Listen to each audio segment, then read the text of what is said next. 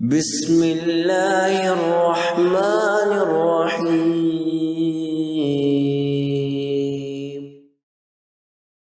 ابن ابی دنیا رحمۃ اللہ علیہ اپنی کتاب الاولیاء میں اپنی اسناد سے روایت فرماتے ہیں، آپ صلی اللہ علیہ وسلم نے ارشاد فرمایا، اللہ کے ولی اور نیک بندے وہ ہیں جنہیں دیکھ کر اللہ کی یاد آ جائے۔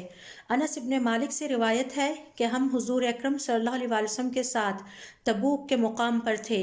جب سورج طلوع ہوا ہم نے اس کی روشنی کو مدھم پایا، اتنے میں جبرائیل علیہ السلام آپ صلی اللہ علیہ وسلم کے پاس تشریف لائے۔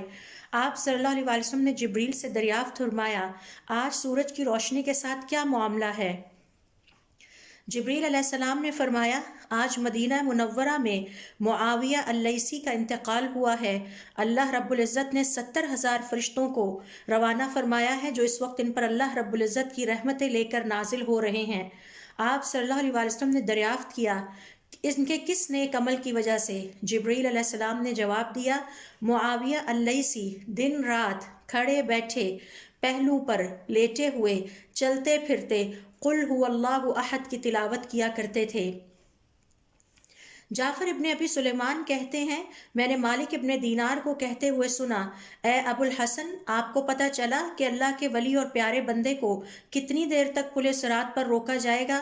انہوں نے جواب دیا، فرض رکعت کی ادائیگی جتنے وقت تک جس میں نمازی اطمینان سے اپنے سجدے اور رکوع پورے کر لے۔